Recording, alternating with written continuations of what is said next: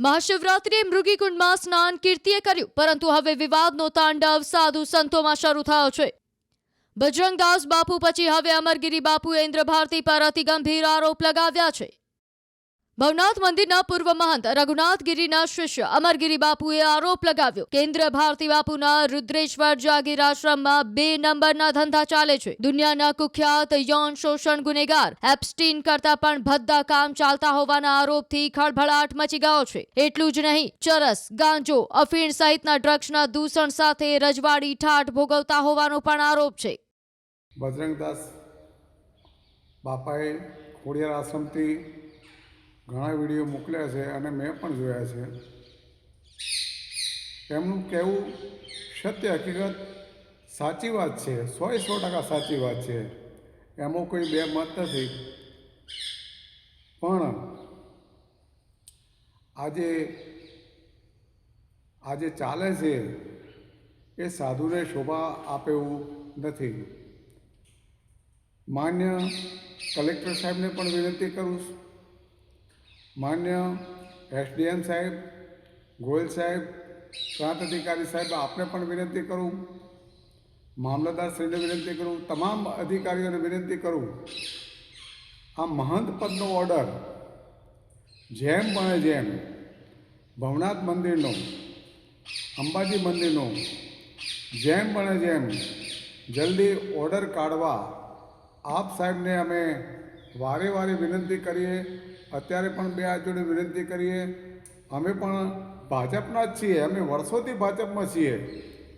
જ્યારે સોમનાથથી અડવાણીજીની રથયાત્રા ચાલી હતી, એમને સાથે હતો મુરલી મનોહર જોશી સાહેબ અને તમામ અધિકારીઓ મારી સાથે હતા. અને બાબરી મસ્જિદ ધવસ થઈ ત્યારે હું પણ ત્યાં મારી હાજરી હતી. અમે પહેલાં આગ્રાની જેલમાં રહ્યા, પછી એના પછી અમારી ધરપકડ થઈ, અમે ફૈજાબાદમાં રહ્યા. 3 મહિના અમે જેલમાં ત્યાં રહીને આવ્યા છું. તો અમે પણ ભાજપના જ છીએ, ભાજપને સાથે અમે છીએ જ. પણ અવારનવાર આ કોંગ્રેસમાંથી આવીને ભાજપનું બદનામ કરવાનું જે ષડયંત્ર ચાલે છે એ ખરેખર અમને બહુ દુઃખ થાય છે અને આવું ન થવું જોઈએ. અને વાત રહી ઇન્દ્ર ભારતી બાપુની, હું તો ચોખ્ખી વાત કરું છું ને. હું ક્યાં ડરું છું ઇન્દ્ર ભારતી બાપુથી? હું તો કોઈથી ડરતો નથી. જેવી રીતે બજરંગદાસ બાપુ ડરતા નથી, એવી રીતે હું પણ કોઈથી ડરતો નથી. અને હું તો એક સાધુ છું, સંન્યાસી છું, નાગા સંન્યાસી છું. અને ડરવાની તો વાત જ નહીં રહી. જ્યારે આ ઇન્દ્ર ભારતી બાપુ અહીંયા આજે 2 આશ્રમ છે ભારતી બાપુના, વિશ્વંભર ભારતી બાપુ અને આ રુદ્રેશ્વર જાગીર. રુદ્રેશ્વર જાગીરમાં જે સંચાલન છે એ એસટીનની જે ફાઇલ ખુલી એના કરતાં પણ વધારે શોભાયમાન નથી. દીકરીઓ જોડે આવું વર્તન થતું હોય અને ગેટ બંધ રાખતા હોય, વીઆઈપીનો અવર જવર થતી હોય, છોકરીઓ લાવતા હોય અને ચરસ, ગાંજો, અફીણ, હેરોઈન, કોકીન આ તમામ ધંધા આ મહાત્માઓ કરતા હોય છે. એમનું આશ્રમ તો તમે જુઓ, કરોડો રૂપિયાનો આશ્રમ છે. અને એને રાજા ના રહેતા હોય તો રજવાડી ઠાઠ ભોગવે છે, કારણ કે 2 નંબરનો ધંધો કરે છે, છોકરીઓનો ધંધો કરે છે. અને ભવનાથ માટે તો એને ખૂબ ખોટું કર્યું છે. ભવનાથને પચાવી પાડવા માટે અનેક પ્રયત્ન એના કર્યા. અમારા ગુરુભાઈ રમેશગીરી બાપુ હતા, એમનું પણ મર્ડર કરવામાં એમનો હાથ છે. તો આ તો બધું ડેન્જર માણસો છે, ગુંડા તત્વો છે. અને એમને સરકારશ્રીને વિનંતી કરું, એમની સામે તમે કાયદેસરની કાર્યવાહી કરો અને જેલ ભેગા કરો અને સાધુમાંથી કપડાં ઉતારી નાખો એના. હવે હું વિશેષમાં કંઈ કહેવા માંગતો નથી, મારી વાણી વિરામ આપીશ.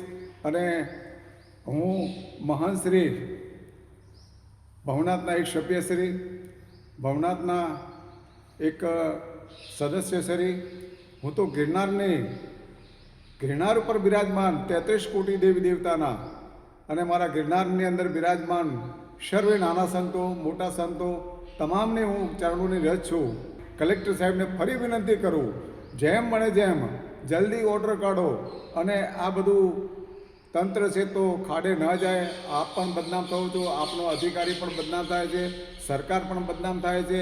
તો જેમ મળે જેમ જલ્દી વોટર કાઢો અને હવે પછી આવા બનાવ ન બને એ આપને હાથ જોડીને વિનંતી કરું. જય ગિરનારી, જય ગિરનારી, જય ગિરનારી. આરોપોમાં કેટલું તથ્ય છે એ જાણવા ન્યૂઝ 18 ગુજરાતીએ ઇન્દ્ર ભારતી બાપુનો સંપર્ક કરવાનો સતત પ્રયાસ કર્યો. જો કે બાપુએ ફોન ઉપાડ્યો ન હોવાથી કોઈ પ્રતિક્રિયા જાણી શકાઈ નથી. અમરગીરી બાપુએ કીર્તિ પટેલ વિરુદ્ધ ફરિયાદ નોંધાવનાર બજરંગદાસ બાપુની વાતનું સમર્થન કર્યું છે. બજરંગદાસ બાપુએ બુધવારે ઇન્દ્ર ભારતી પર ગંભીર આરોપ લગાવ્યા હતા.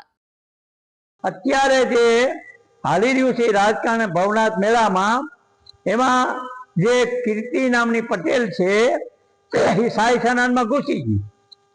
એને સાઈ સ્નાનમાં જઈને બધે સ્નાન મંડી કરવા. તો આને કોની અધિકાર આપ્યો? હરિયાણ ભારતીયની દીક્ષા આપી છે, ઇન્દ્ર ભારતીય દીક્ષા આપી છે. આ બંનેના હાથથી જ કીર્તિ ત્યાં જાય છે. એને રાજકારણીઓ જેટલા છે નેતાઓ એનો સહકાર આપે છે. હરિયાણ ભારતીને, ઇન્દ્ર ભારતીને, ખુટવાડાવાળા મહાત્માને અને મુક્તાન, આ ચારેય સંતો કેમ મૌન દીએ છે? અમારા મહેશગીરીને સહયોગ આપો ને. સત્યવાદી સંત છે, એ સાઈ સંતમાં કોઈને નહીં ઘૂસવા દે. આ અધિકાર આપ્યો છે જૂના ખેડાનો ઇન્દ્ર ભારતી અને હરિયાણ ભારતીને અધિકાર આપી દીધો.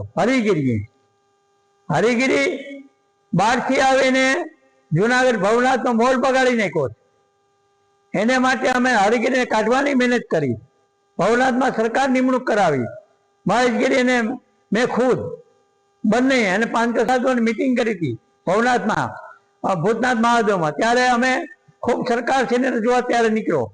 તો જો આ કીર્તિ પટેલ છે, મને એવું જાણવા મળ્યું અને મને એવો વિડીયો જોયો છે મારામાં છે હાલની તકે, કે હરિયાણ ભારતીને હોદ્દા ઉપર બગી ઉપર હરિયાણ ભારતી બે છે, મહાદેવ ભારતી છે, બીજાના શિષ્યો છે. કીર્તિ પટેલ ચશ્મા પહેરીને આગળ બેઠી છે, સંસારિક કપડાં પહેરીને. તો કીર્તિ પટેલનો કોઈ અધિકાર નથી સાઈ સ્નાનમાં જવાનો. એના કોના કહેવાથી ત્યાં ગઈ. અને આ પોલીસ ખાતું કે કલેક્ટર આને માટે કેમ કોઈ પગલાં લેતું નથી?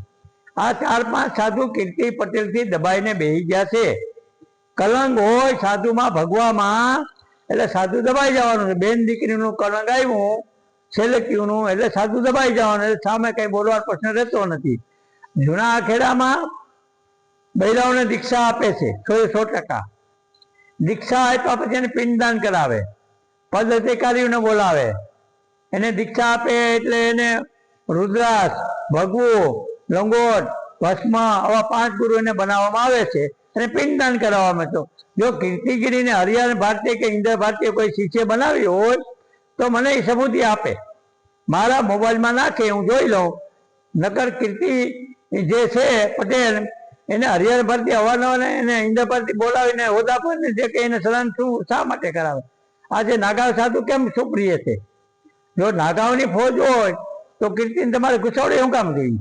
તમે હરિયાણ ભારતી ને ઇન્દ્ર ભારતી એવા એટલા બધા બીઓ છો પદાધિકારીઓ બધા જુનાગઢ વાળા, ગોપાલ કોઈને દ્રષ્ટિને ઘુસાવવા નહીં દીધા. તો આ પોલીસ ખાતું પણ ધોબલું છે. અને કલેક્ટરને આની પેલા મેં રજૂઆત કરેલી છે. દોડલાયા થાય અને પછી કે મને કોળે ફોન કર્યો, બાપુને માફી માગો. હું કામ ભાઈ માફી માગું? હું તો ધર્મગુરુ સનાતની છે. માફી વગરનો પ્રશ્ન આવતો ને તમે જેલમાં લાગતા મામે ન્યા તપસ્યા કરતું.